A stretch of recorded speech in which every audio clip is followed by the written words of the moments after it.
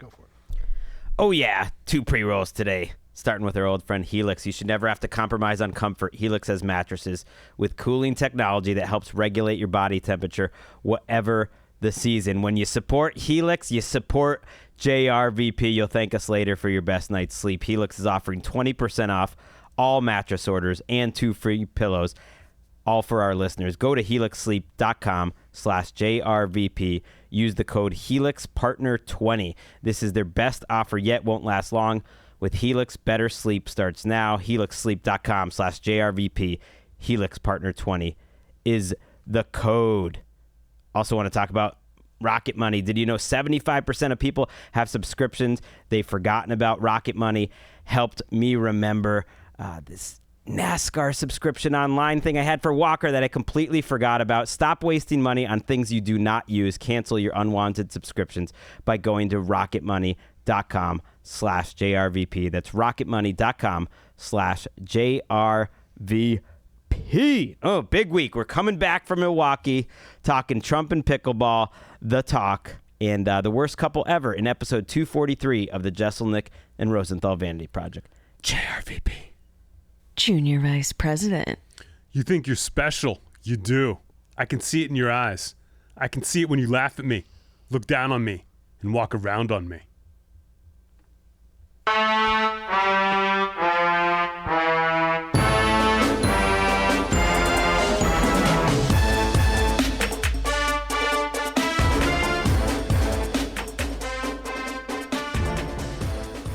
You know what that quote's from? Wrath of God. No. Wrath of Man? It's not from Wrath of Man. Honestly, there's only like 4 words of dialogue spoken in the entire movie. Yeah. I'm not going to be quoting Wrath of Man. But Aaron, you know what that's from, right? I don't. Are you guys fucking kidding me? I thought this was a podcast for bros and dudes. And I'm looking at my bros and my dudes, and they're not getting it. That's from My Way by Limp Bizkit. From the album Chocolate Starfish and the Hot Dog Flavored Water from 2000. That's My Way. I Googled special quote, and that's one of the first things that came up, and I was like, Aaron's going to get this for sure. Greg might not. You know, Greg's got a daughter and a son, so he's out of that world. He's out of the bros We were world. in college during Limp Bizkit's heyday. No one was listening to Limp Bizkit. Look. Our friends. Look. Limp Bizkit wasn't that cool until the year 2000 when Chocolate Covered Starfish and the Hot Dog Flavored Water came out. That's when people really jumped on board, or you just weren't a bro or a dude. It's My Way by Limp Bizkit. Not Frank Sinatra, Limp Bizkit. And they say the word special. Guys, if this is how the podcast is going to start, I may as well just go out and film another special right now. Does feel looser in the studio today, just not as tense. Look, it's just exciting. You're wearing a leather jacket. Brand new leathers. I filmed my special this weekend in Milwaukee, and the Pabst Theater texted Liz like a couple hours before the special. She's like, interesting. I'm like, what? And she's like, the Pabst Theater wants to know what size leather jacket you wear. And I was like, they should fucking know this. And then I showed up, and they gave me this is a Harley Davidson leather jacket. Like, it's got Harley Davidson on the back. It's cool. It's like the coolest one. It's got like the black lettering. And this is for like if you are legit going to crash your motorcycle, you want to be wearing this. It's got a hood, so I don't have to wear a helmet. I'm like Ben Roethlisberger up in this bitch. Okay, I'll kiss every car I fucking drive around. But anyway, they gave me this. I was happy. The hat is from the Pabst Theater gift shop. Old style, that's a beer. Even though I no longer drink, I'm going to rock it. And this is what I've been wearing ever since I taped the special. Just this. And I'm going to wear it until the leather falls apart, which it'll never do because I never crash. Ask me how the special taping went. How'd it go? I must have gone well if you're going to wear that for the rest of eternity, because that jacket's not falling apart. That's not falling apart. I'm going to bury me in this jacket. I don't need a coffin anymore. Just wrap me up in this and drop me on the lawn. I'll be there a while. Special taping went great. It's always a process with these things. I'm a crazy person. and I will not be actually satisfied and rest until I see the cut. Because, and I said this to my manager, I said, what I have in my head is so great that I hope that when I watch it on screen that I feel the same way. We did 2 tapings, and the Pabst is kind of like a small theater. Things are on top of each other, and it's legendary. Every comic talks about the green room. The green room is incredible. You have like servers. There's a barista making coffee for you, just for you, and people in the crew, your own server coming around. All that's gone during the taping because they're using that for control rooms and shit, and it's packed. Backstage, there's nowhere to move because there's so much crew and everything that I'm like a little annoyed. It's a little claustrophobic. And then first show was great, but we changed things for a taping. You know, I didn't get introduced the way I normally would. Things changed a little bit, and I was just like, after the first taping, I was like, you know what? I want those things changed back. And we changed them back. Everyone's working with me. I had a great crew, great director. Christy Smith was in the house handling her business. And then the second taping, I go out with everything changed back, and I'm like, I walk off stage and I'm like, oh my God, that's the show. That is so much better than the first show. And everyone's looking at me like I'm insane. And like, Anthony, they were the same. They were exactly the same. You were crazy. You being frustrated and you being happy are the same. But the streaming service, who I believe I'm doing it with, apparently I wasn't supposed to announce anything for a while. So we're walking it back. Who knows where it's going to go? I mean, are we going to go back into old episodes of the Jeselnik and Rosenthal Vanity Project? JRVP. Junior Vice President. And like scrub out the streaming service name? Because you've been talking about it on this podcast for a few months. Listen, just because I talked about it doesn't mean I was right. If you go back, you can clearly tell that I am either joking or wrong. Towards the streamer. About the streamer. Mm-hmm. Maybe I didn't even tape it in Milwaukee. Maybe my jacket is a lie.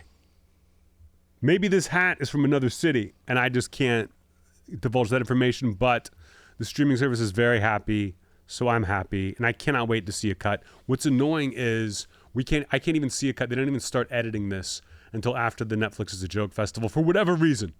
I don't know why. That's the thing. But that festival, which has nothing to do with the streaming service, I may or may not end up. I still might charge my fans for it, make them all pay for it, and then put it on YouTube later. I still might do that. I might change the game. Right. But who knows? And if you were on the Patreon between 6 and 7 a.m. on Saturday, you got to hear that free preview. But you had to just be on the Patreon at that time streaming. I'm glad you brought up the Patreon. I've seen some complaints, people saying, Anthony, how come you're charging us twice a month? It's bi-monthly. We're going to charge you twice in 1 month every month. You're paying for 24 months of content in a year. That's how much we respect our fans. So either pay the money or go listen to a lesser podcast that doesn't value themselves the way we value ourselves.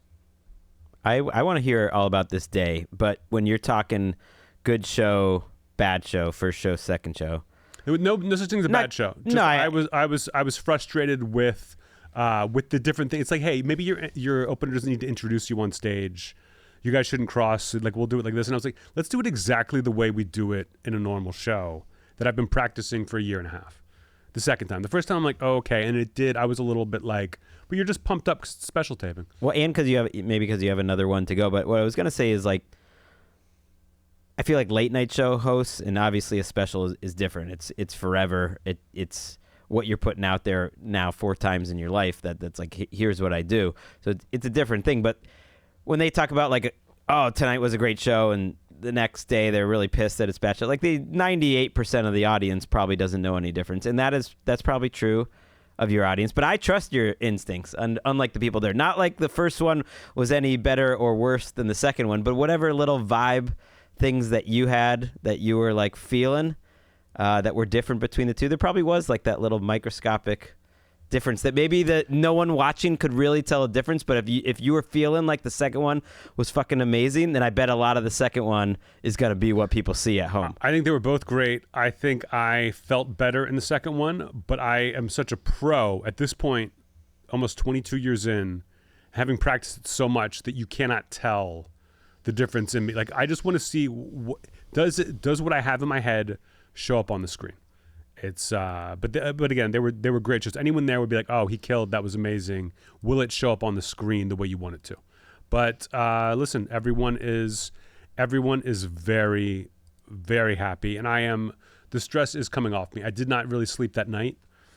I had my brother and his 8 months pregnant wife come back up to the suite. We ordered some pizzas and just kind of hung out and talked for a little bit. And then he's like, at 3 a.m., he's like, hey, my 8-month pregnant wife wants to go to bed. And I'm like, aren't you my fucking brother?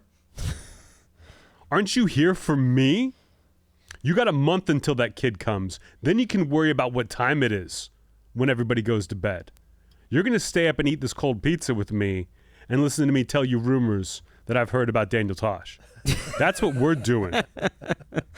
Was Liz still awake at that point? Yes, Liz was up. Liz stayed awake almost longer. How was the whole weekend, having Liz there for for the first time on a special, and just like how the day leading up to it, all that? Were you still as Wrath of Manny? What is it? Wrath of Man? Were you still watching that every night? What was the whole process like? I didn't get to watch anything really in the hotel. I'll tell you this, the one thing I didn't like about the weekend, and I love Milwaukee, I love the theater, everything. The hotel was, and this is the nicest hotel in Milwaukee. It was also the drunkest place I've ever been in my entire life. Everyone is fucking hammered in this hotel and like wandering the hallways. My brother goes to pick up the pizzas after the special taping. Then we order 3 pizzas. They're down at the front desk. I'm like, Mike, you got to go get them. I can't go down. I'm not going downstairs. He goes down. He said he gets the pizzas, and they're just sitting there on the front desk. He gets them into the elevator, and all this, before the doors close, a guy gets in completely blackout wasted. And it's like, pizzas? I was like, pizzas. And he's like, Papa John's? And he's like, no, they're not Papa John's. He's like, those are my pizzas. And then he's like riding the elevator up to my floor, and the guy's just like, those are my pizzas. And my brother's like, they're not your pizzas, man. They're not your pizzas. And then my brother gets out, I open the door for him, and the guy's just wandering up and down the halls looking for pizzas. Everyone was so drunk and so loud that I don't think I got as much sleep as I would have liked to have gotten the night before the special. But other than that, everything was good. I was just chill. I was reading. I'm reading the 3rd book in 3 Body Problem. I'm trying to get through that shit, which I really, really like.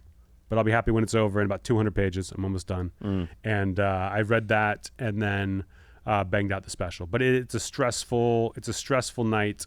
I'm glad I don't have to repeat it. But I'm very proud of what I had. Thank you to the people of Milwaukee for showing up and making it such a great night. I can't wait to see the cut, and more importantly, have people see the cut before the end of the year. Hopefully, I'll be able to tell you which streamer and when. Although now it's something they make you wait until like a month out to do some kind of announcement. So hopefully, I can make it till then before I spill the beans. But I'm happy. You looked happy. I saw that picture Liz took on your Instagram, and was that after the second show? I think it must have been before the second show. Because that's a wardrobe person, like fixing my shirt in between. Must have been really the second show, and Liz had to work. I mean, Liz was working for Netflix that night. Liz was shooting the show like for them. For who? Liz was Aaron. You're gonna have to edit one thing this week, Aaron. We're gonna start from the beginning. Let's do those pre-rolls again. We got to do it. When I say Netflix, I mean the streamer in general. She was working for the streamer, so she had her job. But everyone was great. Christy came with her fiance. We all went to dinner the night before. Again, the Paps paid for dinner the night before, which was great. The Paps was so fantastic to me. I hope the theater looks as good on screen as it looked in the room. I mean, the team I had was top notch. The director of the special was slumming by doing my stand-up special. He is a great director who does like much different kinds of things, but was like a fan and was like, I'll do this for you. It looked beautiful. The backdrop looked beautiful. The theater looks great. You're not even allowed to say who the director is? The money's on the screen. I am not allowed to say who he is. I know the name. I know first and last name of the director for sure. I'm just not allowed. Nope. The streaming company said I'm not allowed to say. Well, you weren't lying when you said last week you just want to get through this week and you'll be happy. Like the moment you get on stage, you'll be so happy. Because I literally have never seen you as happy in that big of a smile as you have in that Instagram picture. Like that was pure joy, Anthony. Yeah. And I look, Liz, you would have thought like meeting your godchildren or, various like graduating from college, maybe various things we've experienced together as friends would make you that happy, but no. No offense, but when I met my godchildren, they didn't say a fucking word to me. Okay, I can't carry a conversation like that for that long with both of them. But it also made me think that you don't remember any time I've gotten drunk. like maybe sober me, that's a big smile. But I'm like, dude, you've seen me smile. I've seen you. Hard. Yeah, that's a fair point. But it was just like a different. For some reason, that smile seemed different. I was happy. It was a different. Of course, I see you smile a lot on this show. I mean, tension. The jokes I'm putting out on the regular basis this week, making you smile. That's true. It's happening. The tapings are stressful, insane events, but I am a star. I am a fucking star. And so when it's time to throw the old 1,000-watt smile on, I do it before I go on stage, and then I'm on stage pissed. Look, I'm locked in. I'm very excited. I cannot wait for people to see it, wherever it may stream. I do have one question. And again, it could be on YouTube after a couple of weeks of everyone paying for it. I'm still thinking about changing the game. I'm still thinking about it. I respect the game the way it is, but in the corner of my mind, I'm like, should I change it? We'll see. Anyway, this weekend, I got 2 more weeks left before I can truly kind of relax. I know people have seen the European dates have been announced. I'm trying to add a couple more. I think I had like a hard out in October, and now that might be moving. So I'm trying to add a few more cities in Europe to the end of that. So if you saw the European dates and you're excited, great, get those tickets. If not, maybe I got a couple more coming for you. And we haven't announced Australia. We haven't announced Asia, India, the other things that might be coming. I'd love to see Iceland if I could. There are things I'd like to do, but as of now, I've got Gary, Indiana at a casino, which I think the entire audience will be filled with my sister's neighbors who are coming in a party bus. And then I've got Green Bay, Wisconsin. I'm going to go there and just dust off some of my Aaron Rodgers material for those good people. And then I'm going to Minneapolis for 2 shows. So that's a good weekend. And then next week, I've got to make up all those Boston dates, which is a lot. And then finally finish in Philly. And then I'm back and a little more chill. A little more chill. But the important thing, I mean, honestly, the whole time I'm taping the special, guys, in the back of my mind, I'm thinking, what did Aaron think about Wrath of Man?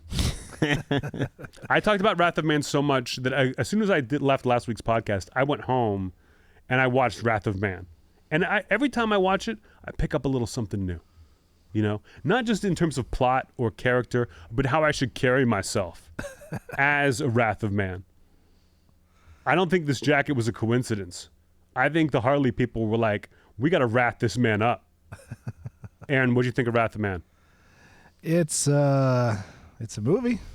Oh no! I really wanted to watch it too. I was going to out of solidarity. I think you with should. My friend here, and I'm going to. But then once the special passed, I was like the magical powers that I would have given to you as a friend were over. I felt like.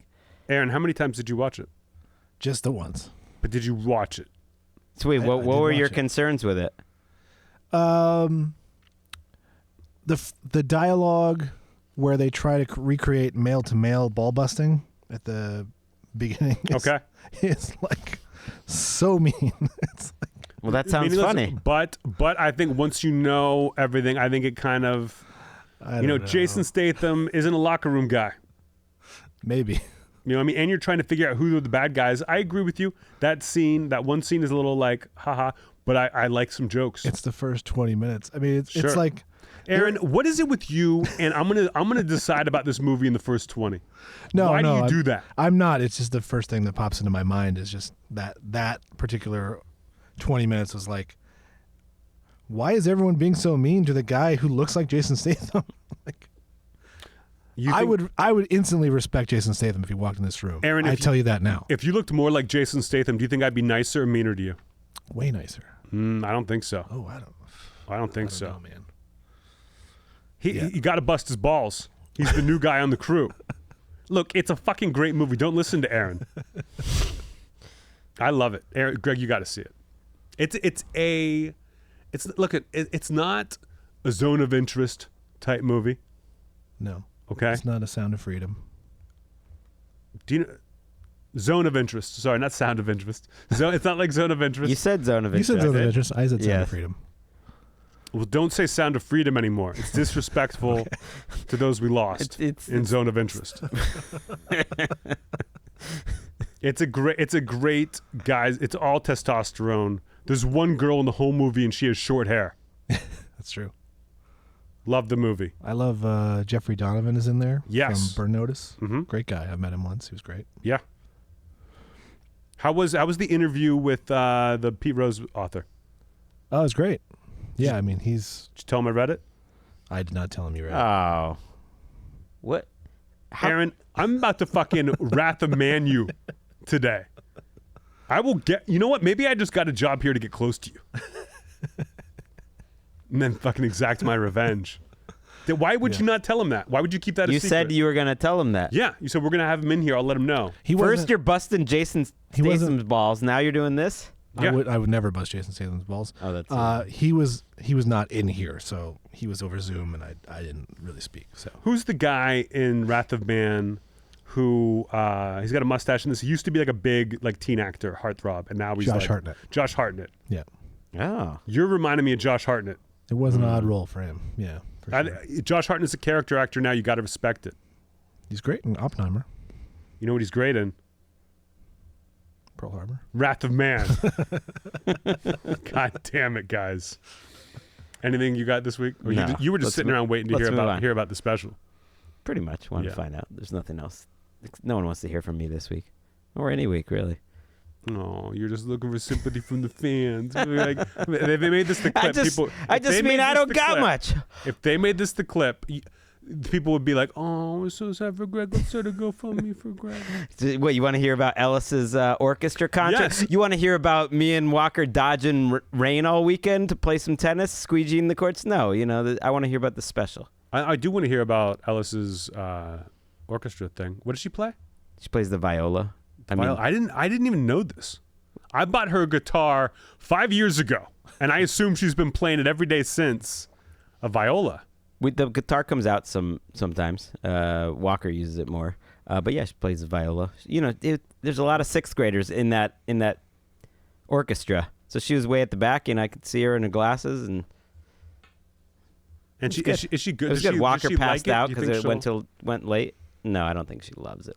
You think she'll play her? I don't think like, it's in it. okay. It's not in her. You know what she would love? She likes it. What? Wrath of Man. Yeah. It's fucking killer. All right, I'm gonna watch it. It's on Amazon for free. Wait according until the fall. to Aaron. Wait until it is. I told Aaron it was on Amazon for free. Wait until the fall. We're gonna try to do a Wrath of Man, Anthony Jeselnik Bones and all double feature. We'll see. And now it's time for. Oh yeah, I said this weekend. Gary, Indiana, Green Bay, Wisconsin, Minneapolis. I believe tickets still available. I think Minneapolis early show was sold out, but the other ones you can get things for. And now it's time for. Did we get any notes? Did we get any notes? Notes. Did we get any notes? Notes. Did we get any notes?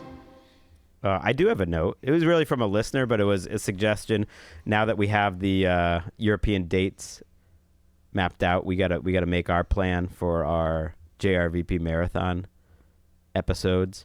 And one person said, instead of a mailbag episode, they would like a headline only episode. And I was like, actually, I think that would be pretty fun. I would gladly do that. It reminds me of when Around the Horn, for some reason, for like one episode, just did it without points, where they didn't give anyone points and they just let everyone commentate. And I was like, what the fuck is Tony Reale asleep at the switch Is the joystick broken? What's happening at the end? They were like, there you go. We gave you an episode without points. And I don't know why they did it, but I guess somebody wanted that shit. It's like, it'll be like our Nickelodeon game where we get slimed in the end zone and the MVP is Aaron for some reason. The James Hess, who was the person who wrote in, did say, I just love when Anthony and Aaron comment on the headlines. Aaron and Greg is the perfect straight man. Yeah, I think they got their names mixed up. No, that's fine. No. I am the perfect straight man. Perfection. I'm gonna talk straight as an arrow. I got some comments, and like a lot of friends reached out to me to say the comments on your social media post this week are so funny, and I'm like, okay, let me find out what that social media post is. On this podcast, again, I talk wild shit sometimes, and I assume that no one is ever listening to the podcast. I assume we have no listeners, and if we do, it's like one girl in Des Moines. Like, I don't know who does this, but when the clip comes out, it's like a different thing. Someone took a clip of me talking about not being excited about doing like the podcast circuit to promote a special, and took it out of context, and people, it's like on the Rogan page, everyone like going in. I always enjoy an out of context podcast clip, someone going nuts at. The comments are always very funny to me. They're always very similar. They have very similar language. I can tell who's making the comment by what phrase they keep repeating. We had a social media clip about Steven Crowder, of me calling Steven Crowder a fucking loser and talking about watching him bomb at a Comedy Cellar audition many years ago. Never in a million years did I think that was a political statement to say that Steven Crowder is a loser. I did not mention politics. I just said that he is a absolute fucking loser. Mostly, and like the domestic abuse stuff, accusations are a huge part of that. And a bad at comedy. Without it, yeah, terrible at comedy. Comedy was the worst thing. I can't believe that people even consider him a comedian. But the wife stuff is beyond the pale. A lot of comments lashing out at me over this. And my fans are very funny. They defend them. I thought the comments on TikTok were even funnier than the comments on Instagram, which I did not know that that's how it usually goes. But I did enjoy reading all of the people who listen to this podcast dunking on those losers all week. But Greg and I talked about this. We don't want to be a political podcast. We want everyone. We want both sides, right, to be giving us money. That's our thing. We don't want to take a stand. We want everyone. Republicans buy sneakers too. Exactly. And listen, I got no problem with conservatives. I got no problem with Republicans. My parents are conservative Republicans. If you're wearing the hat, if you're wearing the red hat, you're a loser. A lot of the comments, people leaving comments against me were wearing an American flag on their baseball hat. That's not cool. That's not cool to do. It's not cool to have the hat with the flag on it. It's just not. I get you're a patriot. Just say that to yourself. You don't have to let everybody know. Making fun of Steven Crowder is not a political statement, but I will Greg and I will put this olive branch out to the fans. We would like to offer you, instead of making Steven Crowder's podcast your whole personality, we'd like to offer you the chance to make the Jeselnik and Rosenthal Vanity Project. JRVP. Junior Vice President. We'd like to offer you the opportunity to make this podcast your whole personality. Mm-hmm. Make this podcast what you describe yourself as first thing. And if you get it, if you do that, if you really commit to our podcast, you're going to love it so much more than Steven Crowder's podcast. We got double the cars. If you thought one car Crowder put on a good show, Greg, how many cars you got in your garage? 2. Steven Carpool Crowder wouldn't know what to do if he walked into Greg's garage. He wouldn't know which way to turn. If the podcast has double the cars, it's got to be double the good. Aaron, check that for me. Is that true? The math checks out. Aaron, do you have a car? Yep. Does your wife have a car? Yep. Boom. It's like 5 times what the I'm car. fucking talking about. JRVP, your wife can listen to it in her car. Can't do that with Crowder. Can't do it. So again, olive branch. I'm offering it. Guys, listen to this one way too much. Get your news from us. We have more than enough news every week to last you the week. 4 headlines. Sometimes 5. We got 6 cars in this room. I got 2 cars. I only need the one. I got two. Steven Crowder went woke. He can't own the libs because he's too busy saving on gas. And that was, did we get any notes? Did we get any notes? Notes. Did we get any notes? Notes. Did we get any notes? I'm fucking riding the Harley all episode long. I'm riding the Harley. That's what you get when you make us your entire personality. You get lifestyle stuff. You want to become a cowboy boots boy for a little while and then kind of forget about it? Like, we can do that. Then you can drive the Harley. I'm wearing cowboy boots in the special. I am allowed to say that. Aaron, we're talking Steven Crowder's wife. Is she coming on the pod with the kids? Sure. Great. When is that happening? What day? Next week. Is she coming? Is it Zoom or is she coming in the studio? Live in person. I'll send a car. I'll send 2 cars. Mm-hmm. One for her, one for the kids. She'd appreciate it. And now it's time for Ad copy. let's sell these fucking things. Let's do it. We've been selling Helix Sleep for what? 5 years now? 4 years? It's because we own it. I've been sleeping on Helix for 5 years. And you know what? I might be getting a house soon. I'm going to need some extra Helixes. I got some spare bedrooms to fill. Whoa. Okay? Breaking I news. got to have somewhere for Steven Crowder's wife to rest her head. I'm thinking Midnight Deluxe. Yes. Midnight Lux. That's the one we got. They have 20 different unique mattresses, including the award-winning Lux collection. Look, they have the Elite collection, which is for big and tall sleepers. Even a mattress just for kids. So you can get the kids, you could set up a guest room in this new place for your godkids to come over. You could babysit them. You take a Helix Sleep quiz. It's easy. You think, oh, quiz, that sounds tough. No, it's very easy. It takes under 2 minutes, and you get a personalized mattress shipped straight to your door. You got to test it out, though. You want to sleep on it. You don't want to just go to a store. You test it out. You have a 100-night trial, and then there's a 10 to 15-year warranty to try out your Helix mattress. I'll tell you this. You take one of those kid mattresses. Let's say I got a couple extra guest bedrooms. I take one of those kids mattresses, chuck it in a closet with the Lunchable. I got a kids room. I got a kids room for Steven Crowder's kids. You got to be careful with those Lunchables. Thank you, Helix. They got elevated levels of iron in them. Helix mattress would never be, so unsafe. If you sleep hot like I do, you want to sleep cool, Helix. It is the thing. I like a medium mattress. Some people like it soft. Some people like it firm. Depends on how you sleep. You pick it. They'll deliver it to you. If you only have one car for you and your wife, they'll bring you the mattress. Helix is offering 20% off all mattress orders and 2 free pillows for our listeners. Go to helixsleep.com/JRVP. Use the code HelixPartner20. Again, it's helixsleep.com/JRVP. Use the code HelixPartner20. This is their best offer, and it will not last long. With Helix, better sleep starts now. Now, I also want to tell you about Rocket Money. I've been using Rocket Money. I'm listening. It took a little bit. They give us the thing.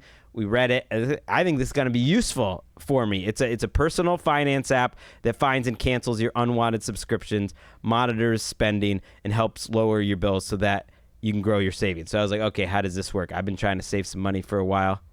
I didn't know how to do it. Rocket Money, I signed it up. It tells you very easily all the subscriptions that you have. First of all, I didn't realize I have a lot of subscriptions. Some I had kind of forgotten about. Some I had no effing clue. One of those was some NASCAR premium digital package they were charging me, I don't know what per month, so that Walker, like 5 years ago, could pretend he was in the passenger seat of these cars and watching these races, which he used the shit out of for like 2 to 3 months.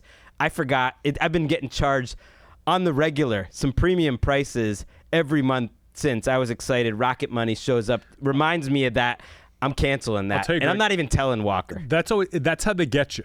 They get you to sign up, and they know you're going to forget about it. That's how they get you. Rocket Money gets you back. Rocket Money has over 5 million users. It's saved over a total of $500 million in canceled subscriptions, saving members up to $740 a year when using all the app's features. There's all sorts of different features. It's not just about subscription. They can help negotiate lower your bills for you. You submit a picture of your bill, they take care of the rest.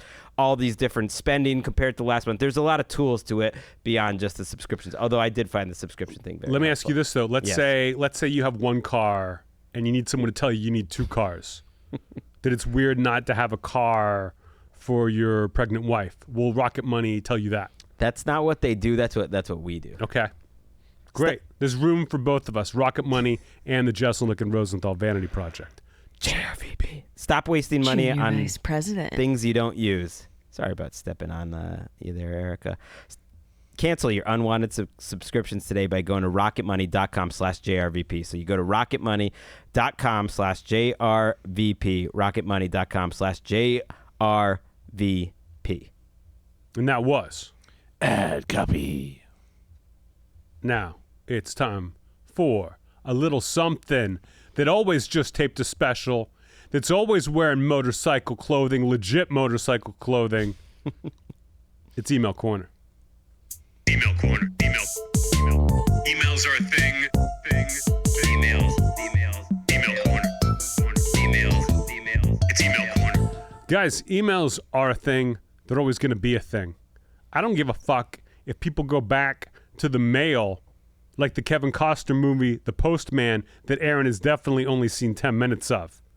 Emails will still be a thing. Maybe they'll just be talked about in hushed tones around the campfire, but they're still going to be a thing. We picked 4 this week. Greg picked 4. I've had nothing to do with these emails. JRVP Junior Vice President at gmail.com if you want to get in on future things, which I may or may not read before the show. Greg. We keep getting so many good ones. Yeah, JRVP. And we Junior save Vice the ones we President. don't use. We do, and I like the ones that are current. One guy I didn't use. And I'm squeezing another question here. Was like, I'm going to the show this week in Minneapolis. Am I going to get kind of like downshifted Anthony, or am I going to get the full Jeseltron, or am I getting an even better one, just loosey goosey Anthony? I only got the one speed. Okay, I only have the one speed. I don't like. I'm not gonna half-ass it or even take my foot off the gas the littlest bit. I'm gonna be in a delightful mood. You're gonna get the same show everybody gets, which is a great show. Okay, so in the last episode, you said, "Who the fuck is listening to this?" And one of our listeners says, "I just thought I'd say I listened to the first episode the day it came out, and every episode since then." 90% of them on the first few days it's dropped. I've enjoyed every episode. I think Anthony almost quietly getting sober without making a big deal about it inspired me to. Maybe this was subconscious. And I haven't drank in 11 months. Thought I'd let him know. I'm definitely listening, and I will continue to listen. I just found this email inspirational, so I thought I'd read it. I appreciate that. I'm not trying to be inspirational, but I enjoy that I could inspire people to quit drinking without making it your whole personality, without changing your life. It's just, you age out. You age out of it. It's a good place to be. Congratulations on 11 months. I am 3 days shy of 2 years. Damn. 3 days shy of 2 years without a drink. So It is pretty crazy how the listeners kind of went through that process, and me pretty much all at the same time. I mean, through you, like kind of realizing, oh, you're kind of quietly doing this without it, like you said, making it your whole personality. I wasn't inspired by that, though. I was inspired that they listened to the show within hours of it going out. That's good. I think it depends on what your job is, where you are in the country. I know some people are like minute 1, Aaron hits publish without making any edits, no matter whether we're making we you tell make them to one make today. edits or not. Today you're making one. All right, the next one. Hey guys, love the podcast because I love stuff with Anthony, and it got me thinking. I, as a man who likes to rank things, I like this one. How would Anthony rank his different projects and achievements? I assume stand-up's your favorite, so just put stand-up to the side. But between JRVP, Good Talk, Jeselnik Offensive, Writer on Jimmy Fallon, the Comedy Central roast. I mean, there's more. You did Last Comic Standing. I'll throw that in there. He wanted you to rank them, which that's tough to do off the top of your head. P.S. I love watching the Jeselnik Offensive while I eat dinner because when I'm done, I actually do go and read a book. So that you're inspiring the masses. Appreciate that. This is not as hard as you would think it would be for me. Obviously, stand-up number 1. Yes. Let's go from the bottom. Absolute bottom. And this is like my rock bottom is still pretty high. I'm going to say writing on Jimmy Fallon. Only because I didn't have the creative hand in that show that I could have if the show had been less successful. Again, like, they weren't wrong to not use me. They liked having me. They did not need me. The show was a hit. I was there for the check, and it helped me get to a place where I could go off and headline and be financially stable for the first time in my life, not living week to week. I remember it. I don't mean paycheck to paycheck, because I did not make that many paychecks before Fallon. I mean week to week, like just barely scraping by. So that is the lowest, but that's not an insult. After that, I would put Last Comic Standing. I would even put Last Comic Standing like below. I'm glad you cannot stream that. It is what they ended up airing of my performance. I could not have been less happy with. That's what I gotta say, as a Jeselnik fan, I enjoyed it, and I know you weren't happy with the edit, and I'm sure there was a much better version of that show that I would have enjoyed even more. But the 3 or 4 good shots you got off each episode delighted me, and I really enjoyed it. Okay, I'll put it above Fallon then. But still, like, I have very little creative input. I'm trying to do things, and the editor is killing me every chance they get. So that's maybe right above or right below Fallon. Above that, I'm gonna say Good Talk. Even though Good Talk's probably my favorite thing I've done. It was the most fun. It was just like a goofy good time. I was very proud of that show. I wish I could have gotten to do more of it. I wish I could have gotten to film the season that we wrote. That pandemic I loved. Screwed you there, right? The pandemic fucked me. At least on one season. That was truly fun. Do I think it was like... Did I think I pushed the envelope comedically, creatively? No, but that wasn't the point. It was fun and silly, and I'm very proud of it. But I think that the Jeselnik Offensive and the roasts... I'm gonna put the Jeselnik Offensive next. I think that while the argument of whether it was successful or not is, I would happily listen to both sides on that one, and I go back and forth on whether it was successful or not. It definitely pushed some limits, and not everything was successful, but we definitely were going for it. Every episode, every joke. You still got people, watching it before they eat dinner, and some things that have stuck around. I had a blank time. check creatively, and I used it to be as hardcore as I possibly could in that environment, and I'm very proud that I made that choice. And we're lucky to get 2 seasons of it. And then the roasts, I think I nailed it. I never want to do one again, but it was like if this goes well, your life has changed. If it goes badly, your life has changed. You're never getting this opportunity again. And I nailed it. I think I brought something new to the roasts, and I thought I was myself in a way that I could not be prouder of how I worked within those constraints. So I would put that maybe just above Jeselnik Offensive. But if they were tied, if you would flip those, I wouldn't be bothered. So yeah, I would put Jeselnik Offensive and the roasts up top, Fallon and Last Comic at the bottom, and then Good Talks in the middle. I mean, I would switch those. If you're watching those on YouTube, you might be watching my reaction while I slowly die inside, and you don't even bring up JRVP on this entire list. JRVP is part of the list. You got to put it somewhere in the rankings. That's the money question. I don't think of it as a creative endeavor. This is me just like being silly with my best friend, where I'm not like writing bits. I'm not like, oh, are we an edgy podcast? Are we getting the message out? I'm like, hey, Greg, don't fuck up the ad reads, and I'll waste time until Aaron lets us leave. I don't think of this as. But that's why it stands out from all these other things, is that it's a totally different side to you. Where else would people learn how many cars you own? How many more cars you own than Crowder? Where else would people hear about your life and stuff? So it's a different side, and you have to put it in this ranking. You can't back out. Listen, almost everybody owns more cars than Carpool Crowder. Okay? One Car Crowder is named One Car Crowder for a reason. I'm going to put JRVP at the dead bottom. Actually, I bet I make... That's what I was waiting for. I think I definitely make less money on this than I did on Fallon. Not by a ton. It's similar, I think. But a little bit. Because I even remember back then. All right, next one. This is more for me because I have a tween daughter. What age do you think is appropriate to have the sex talk with your kids? My daughter's 9. We have a pretty honest, open relationship. The other day, she told me the boys in her class third grade would randomly say 69, and she was wondering what that meant. She's a mature kid and always has been. She's often mused about how babies are made and said her friend hinted to her it had to do with a man peeing out of an egg. Interesting theory. My husband, this is from a female listener, wouldn't touch this topic with a 10-foot pole. And then she asked me, have you had the talk with Ellis? How'd it go? You let Amica handle it. Do you have a different plan with Walker because he's a boy? And then for all of us, what do we remember about our experience having the sex talk with your parents? And to answer your last question, yes, 9 years old I think is too early. I mean, you definitely don't want to be telling her about 69. That seems pretty obvious. The 69 part of it, but even to get like too deep into it, I think 9 is too early. I think 69, like, it's something gross people say. I think it's okay with that at 9. I would think you explain like Santa Claus to kids the same way you explain sex.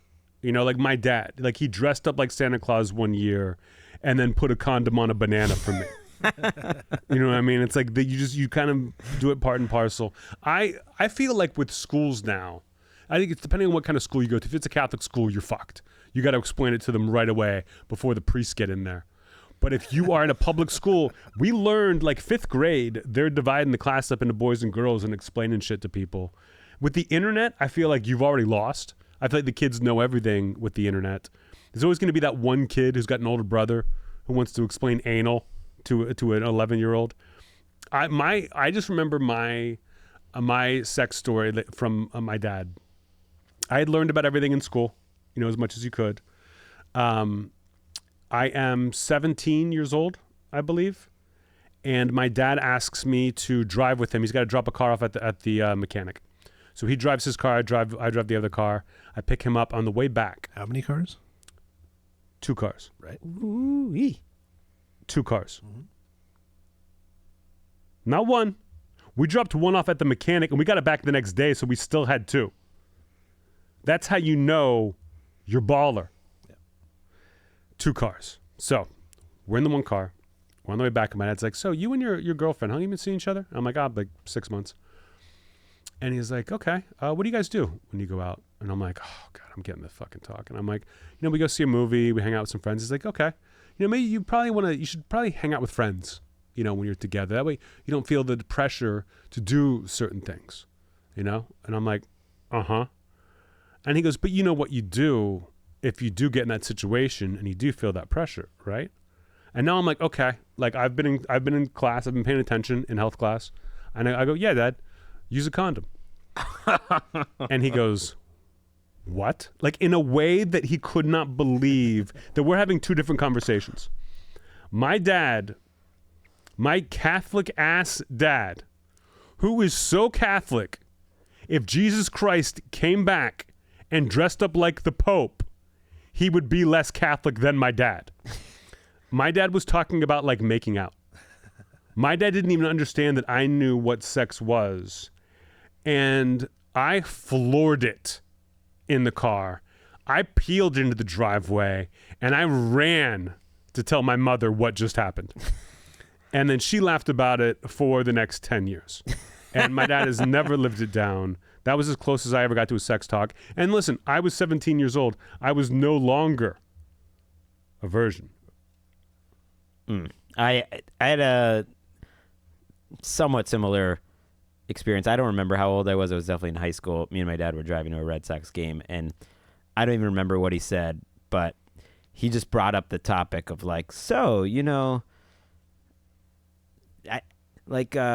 we haven't really ever talked about, and I don't even remember exactly the words that he used it, but I just like immediately knew where he was going with it. And I was like, Dad, I'm fine. And that was it. Then that was the end. That was the end of that. And it was too late. So this is a good question. And I do understand, because she says, as a mom, I want to raise kids who are comfortable with their bodies, who feel comfortable coming to me with questions. And I think it is good if your child is comfortable talking about anything with you. Like Emeka is handling anything that's specific to women, certainly with Ellis. Ellis does not want to be having those talks with me. And I think that's natural. That's healthy. Yeah.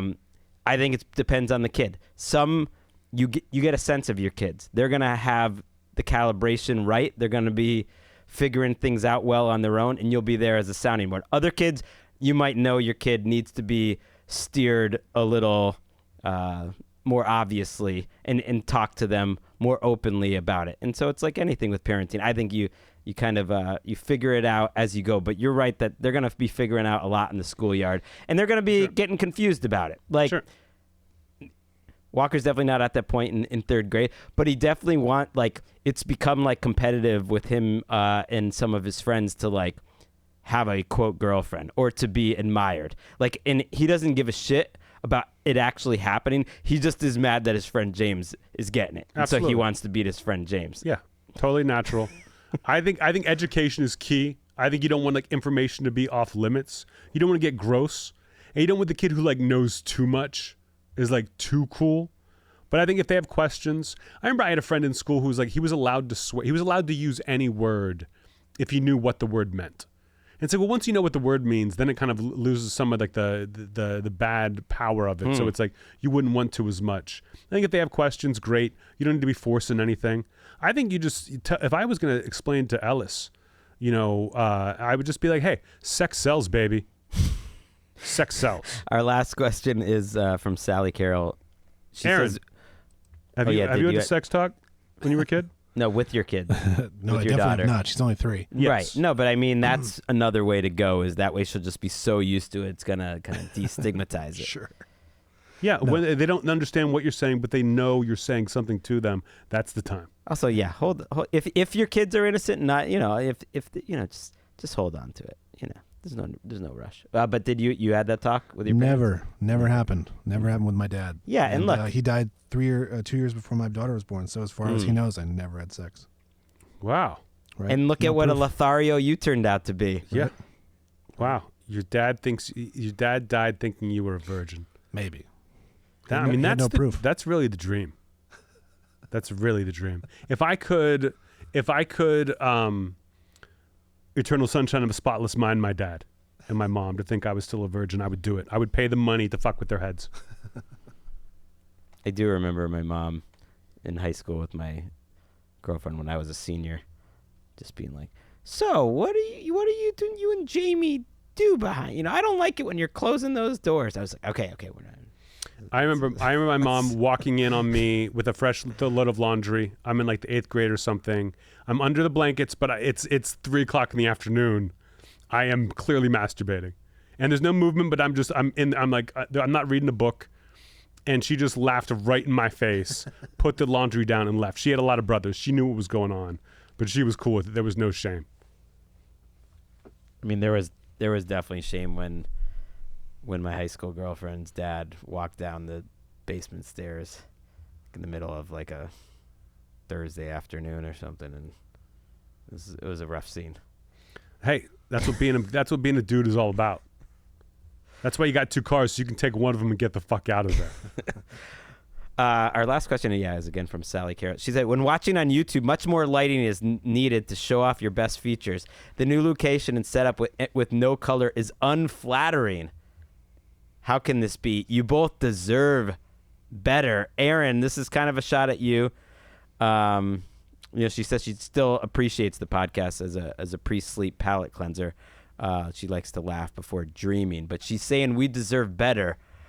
I agree. I mean, I'm not gonna look Jeselnik level, and especially since I'm not taping my NFL show on Tuesdays. I used to be wearing makeup on Tuesdays sometimes. Now that's not happening. But they're saying the lighting's bad, Aaron. I hardly disagree, and I welcome them to come down here and fight me. Oh. It is better. The lighting is better than it was in the old place. I still think it's not flattering, but like they're not going to do it for us. We need to get pale ass Billy in here with another pale ass guest and them to be like, oh, this looks like shit. We need to fix it up a little bit. They're not going to do it for us no matter how much we complain. We are aware. Why not? They could figure it out. They're spinning. They got a lot of lighting in here, so there's big old puffy rigs. And Aaron set this up great when we first moved in, and we're very happy with the new setup. But nothing has changed since then. Nothing has changed. It's true. The paintings are all Poor Seaweed's in the corner over with Seaweed's Elizabeth Wurtzel. Yeah, Elizabeth Wurtzel. They're making out. It's like she's dead again. It's not cool. I was gonna bring in the Jack Lambert's autographed. I don't know if I'm gonna waste it. We need better light. I want to look the same way I do in my special, Aaron. Talk to the people who did the special. Oh boy. And get that shit in here. Tell Billy I said it's cool. And that was email corner. Emails. I'll explain sex to your things. And that was email corner. Diamonds around the world unite. Diamonds around the world unite. I had a friend who had a bit about his wife said, do you know, let's say we had a daughter one day, would you be able to explain to her how to put in a tampon? Like, do you know how to put in a tampon? And he was like, oh yeah, sure. Just like, just like, like it was so funny. The idea of having to explain that you're so lucky that your wife still speaks to your daughter. I know you guys haven't talked in a long time, but you're lucky that they have that relationship that she could explain things, because you'd be totally boned if you had to do any of that. But why would I? She doesn't want me to be doing that. Of course. You don't have to. It's not a Full House situation.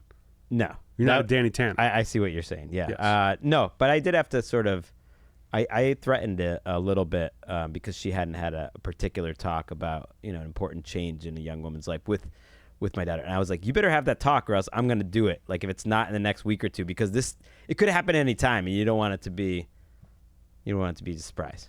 Mm-hmm. Let's get to headlines. Let's get the headlines. Let's get the headlines. Let's get the headlines. It's a beefy show right now. You know what I'm mad about before we get into headlines? I have a car. All right, I'm going back to the car thing. I've been leasing a car, and the lease is up. Lease was up like last month. And they tell me this. And I said, you know what? I don't want to have to deal with the new car until I'm done with the tour. Let's do the lease through October, extend the lease. They're like, great, we can do that. The second they extend the lease, we're like, it's official, your lease is extended. My car starts going to shit. All these lights coming on. They go and they fix it up. As soon as I drive out, lights come back on. It's been in there for a week. I had to Uber here. I had to put on my motorcycle leathers to hop in an Uber to come here. I'm not getting a car back until maybe the end of the week, if at best. And I just wish I had said, end the lease, get me a new one. I'm getting the same car, different color. And of course, I already have another one for Liz. 2 cars. So this week, technically, we're down to 4 cars. 5 cars if you count Aaron's wife.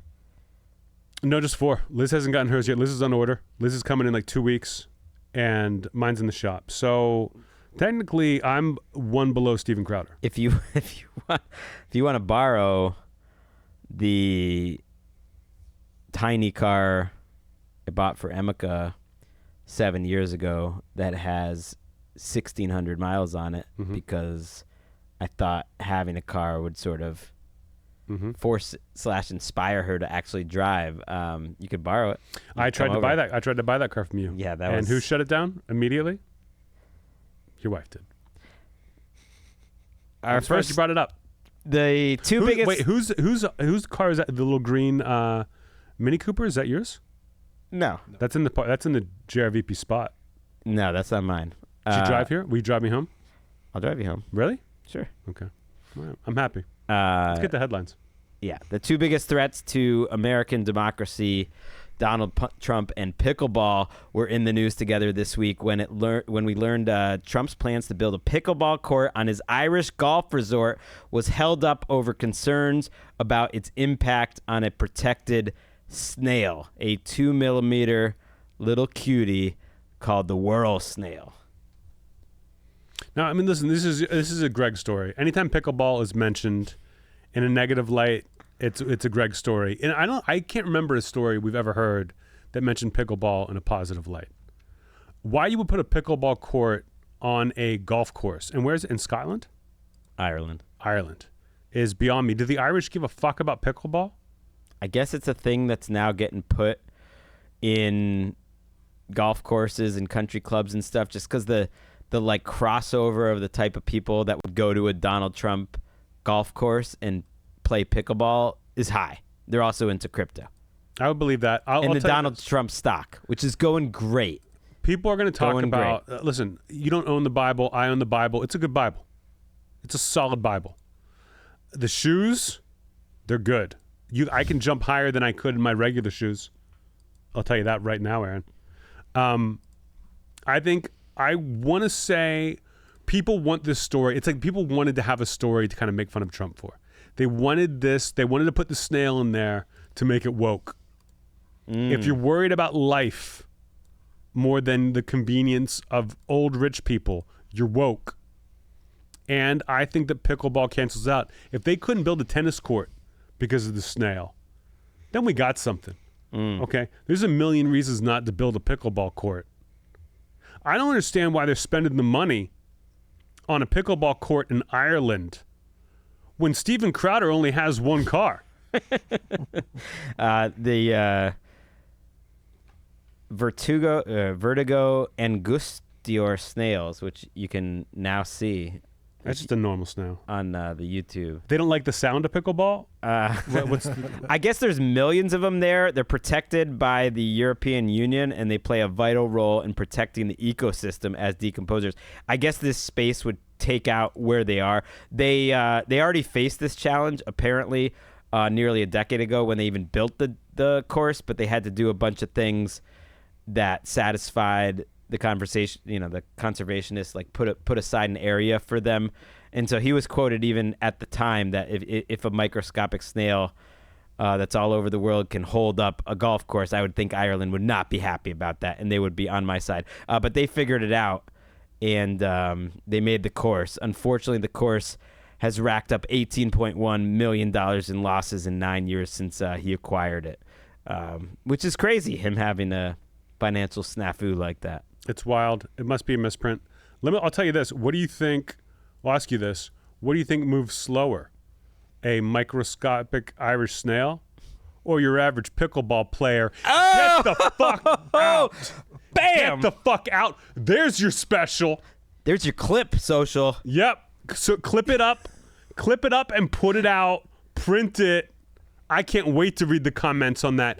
Libs just got owned.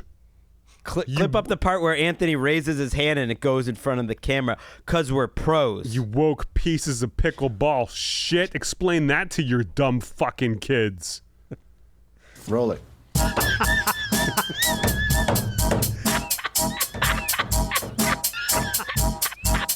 Good one. Priest doing fucked up shit is possibly the most popular JRVP headline genre. We love it. And we've got another entry this week, Anthony, after a priest went to jail for providing too many erectile drugs at his sex party, causing a man to collapse. That's not all. The priest also didn't allow the paramedics into the building to help out this man who collapsed because the priest was so freaked out about, having an orgy. I mean, listen, I got no problem with anything this priest did until you don't let the paramedics in. Yeah, that's tough. To help your dude. But dude, how many erection pills does it take to knock you out? Because I've pushed it. Aaron, how many have you taken at once? Erection pills? 4. 4? 4 handfuls? Because that's what I'm working with, okay? I eat those things like popcorn when I'm just doing random shit, and I'm fine. So I don't know, like, how many do you really need an orgy? Isn't the orgy a turn on? If you're at a priest orgy, like... Nothing hotter. Greg, I'm a priest. Yeah. We don't know each other. We never met. Hi, my son. Would you like to come to an orgy? You're rock hard right now. It's out of the pan, boing. Without just anything. Like, it's there. What could be hotter? Unless there's other drugs at the orgy, and the erectile dysfunction drugs were just to get you over those drugs. If it's a coke orgy, you're going to need those things. But still, I blame not bringing the paramedic in. Everyone else is blameless. If the priest was a real man of God, if he was a real conservative preacher, he would have said, come on in. fuck your way to the patient. Let them get through the maze of pre-sex to find the guy. What on is the this, floor. Candyland or something? They have to like land on different people. It's exactly like Candyland. It's exactly like that. You got to spin. Chutes and ladders is very similar as well. I think it's the same. I don't have a problem with priests having orgies, but erectile dysfunction drugs. I picture him erectile dysfunction drugs. I picture him with like a little smile, like a little guilty, like we're allowed to have these. Man of God. It's okay. When you get to a certain age, God doesn't want you to have a boner, but you want the boner. So, did he die?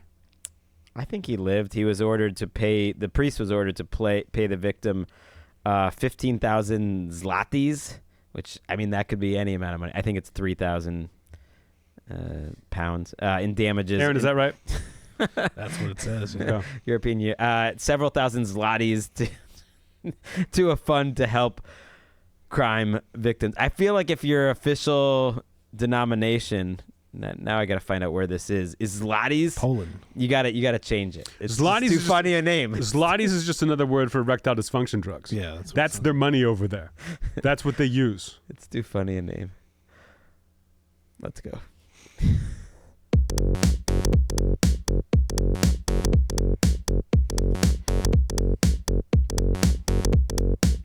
Damn, he got 18 months in jail for that. That's a lot. It's a bad priest. You should just lose your job. I'm sure he will. We have another common theme. It's another week, another city overrun by animals. This time, we head to Alacuti, a remote island in Italy, where goats are currently outpopulating humans by a 6-1 margin. That's a lot of goats. Mayor Riccardo Guglio came up with the brilliant plan, which he is calling Adopt a Goat program, asking people to come on his island and they can take the goats for free. Okay, so it's not just you don't get to just own the goat. The headline I read, you own the goat if you can catch the goat. Yeah. He wants you to get the goat off the island. Which seems obvious enough. Like, no shit. You get to have the goat if you can go take it. Get rid of him. That's what kind of plan is that? Hey, come take our goats. Yeah, it's like if you have like a pile of furniture outside your house, who knows what's going on. If you say free, take one, you're allowed to take it. If it's goats, I don't want to steal someone's goat. If it's like, hey, you're doing me a favor by getting rid of this goat, if you just have to catch it, I assume catching a goat is more than just grabbing onto it. It's not like you're Rocky chasing a rooster. Well, plus it's an island. You can't ride it off the island.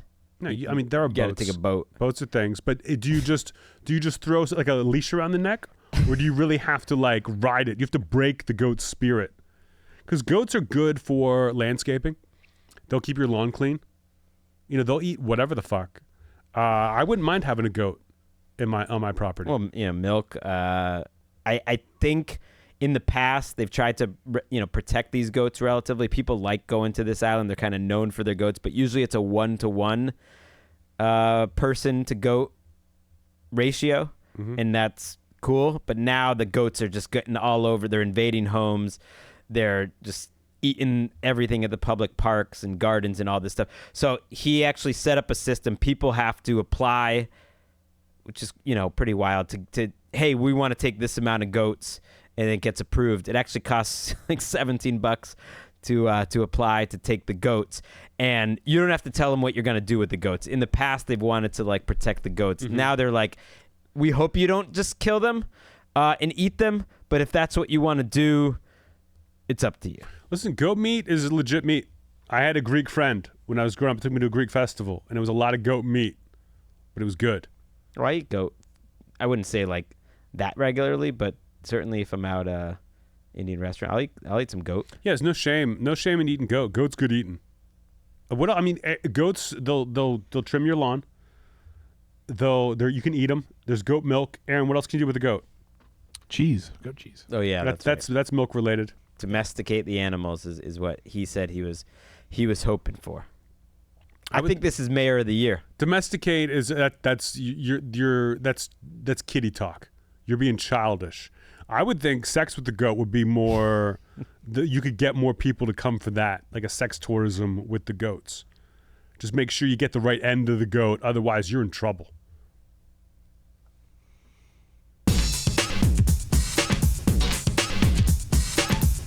Wait. Is this not last headline? You're correct. This feels. Last headline. So Really smoothed over that, Aaron. That was great. A 53-year-old man was arrested for following kids in a supermarket in Texas and flashing at them.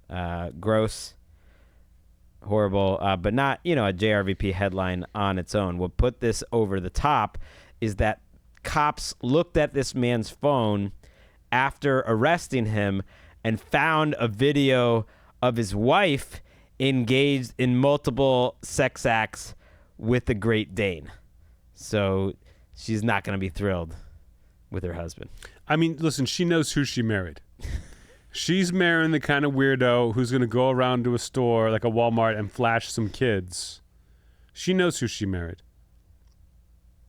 Well, she also married a guy who is happy to record her having sex with her Great Dane. Okay. They said, and they mentioned, I mean, there's many, it gets darker. There's child porn images also on the phone. Which No one stops a Great Dane. it's a big animal, and I don't know why they mentioned this, but they did mention that like multiple positions. Any way that you could get going with the Great Dane, she did. Again, she knows who she married. It was a marry, fuck, kill. It's a marry, fuck, kill. Do you want to marry But she's a the one guy with who the dog. flashes teenagers? Okay, yeah. Great Dane or Aaron? And she was like, I'll fuck the Great Dane. I'll marry the flasher. And Aaron, you're going to die. We do have pictures of them as well, please. of this group. This is when they were a little younger. I wanted this picture especially because it's this lovely Is that the couple. Great Dane in the picture? You got to check out YouTube for this. Their baby seems to know what a horrible marriage that they were born into. I got to think this is pre-drugs. I think they got into something This is they years couldn't ago. handle. This Yes. is years ago. You can see a more updated picture. We do have a second one, I believe Aaron can put up there. And this is them a little closer to now. A better looking than you would think. I'll say it. I'll tell you what. They both quote the Bible in conversation. Both of them for sure. I believe the flashing thing. The guy's got the haircut weird. The head's a little too square. Show me a picture of the Great Dane. That's what I want to see. Was it worth it? Is what I want to know. Yeah, I mean he did it because there's children, and at the supermarket there's video. He was caught masturbating. The couple, they were raided their house. I mean, it is obviously very sad for everyone involved. The kids at the grocery store, the Great Dane. Their two children also live in the house, aged 18 and 10, and there was 3 dogs. Montgomery County Lieutenant Ken Washington said, "We don't know what kind of environment they were exposed to on a regular basis," and talking about the kids. Maybe they weren't exposed to anything. I kind of doubt it, Ken. Maybe they were exposed to a lot. Yeah, I got to think the 18-year-old has some stories. I got to think I could draw them right now if I had to. The 18-year-old, the 10-year-old's got some hope. It's bad parents. I would think the worst way to get caught having sex with a Great Dane would be months after the fact, when your husband gets caught flashing teenagers in a store. Flash them in the parking lot, bro, and don't turn over. Why are you turning over your phone for flashing? Just take the L on the flashing. Keep your phone. Right. You know what's on it. Maybe Imagine the embarrassment. Maybe they somehow seized the phone, because you're right. How would he possibly have handled that over? Because this is, they're going away for a long time, I would think. Although they have been released on bail. Aaron, check. See this. Look up this family. See, I know they're terribly embarrassing, like truly awful people. Let me know how many cars they have. How many cars? Looks like 2. Yep. And now it's time for Choo-choo. recommendation station. Greg. I'm going to recommend a book that I read called A Swim in the Pond in the Rain. It's by George Saunders, who you might be familiar with. Mm-hmm. Great writer of short stories. This was a little different from him. It is a collection of 7 short stories by great Russian authors: Chekhov, Tolstoy, Gogol, little Turgenev, who's underrated. Read a couple books by him. And it's some of his favorite short stories by these writers.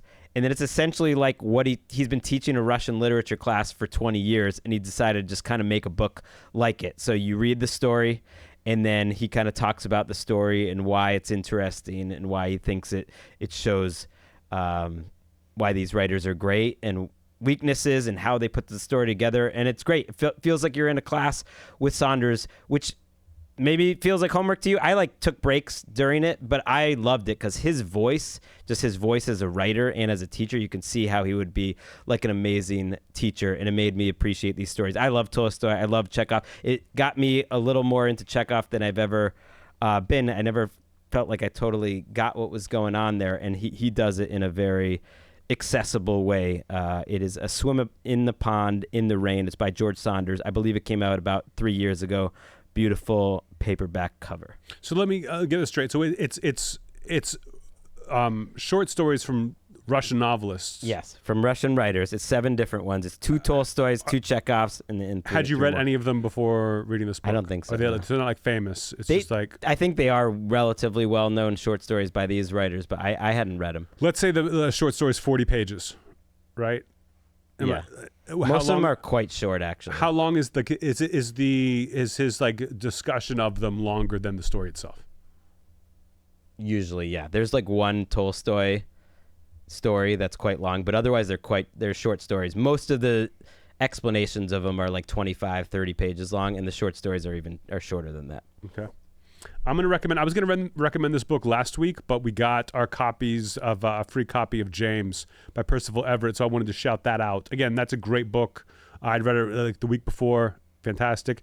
I read a book. It was described as one of the best of the year, and it sounded interesting to me. It's called Headshot. One word, Headshot, by Rita Bullwinkle. I'm not going to say Bullwinkle. It looks like Bullwinkle. I got to think that's on purpose. Bullwinkle. It's great. It's almost like short stories, interconnected short stories, but there are 8 girls in a teenage girls boxing tournament, and each like chapter is a fight against 2 of them, and like it talks about them, their lives, what they're thinking in the moment as they're boxing. One starts to lose, what's going on in their head, when do they start to know they've lost, how do they handle it, and then it goes into like the future. It's like one day they'll become this, and like in a very interesting way that it felt like a meditative character study, that is someone preparing for a special and a physical effort. I really appreciated reading that book and getting into it, and just a great character study wrapped around this boxing tournament. But just a wonderful book. I think it'll probably be recommended in some of the best of the year at the end of the year list. That's how I found it. I forget where, but that's Headshot by Rita Bullwinkle. Aaron, do you have that one? Do you have something? Yeah, I'm watching Fallout on Prime. Did you play the video game? No. And do you like the show? I do. It's interesting. I mean, you better I'll watch if you're anything with Walton recommending it. Goggins in it. So Love Walton Goggins. Did they dump it all at once, or is it like a week to week? it's dumped all at once. 8 episodes. I don't know. These shows like 3 Body Problem, The Gentleman, like things that I was like, this would benefit from a week to week recap. I don't know why they're doing it. I wish they would stop. Some shows are meant to be binged. Hey guys, I'm gonna blow your mind right now. Some aren't. That's why I'm thinking about changing the game when it comes to streamers. Change that game. And that was Choo choo. Recommendation Station. You know what, Debbie? Do me a solid. Get me out of here. Whoa, Nelly Furtado. That's a spicy meatball. Is that okay, Greggy?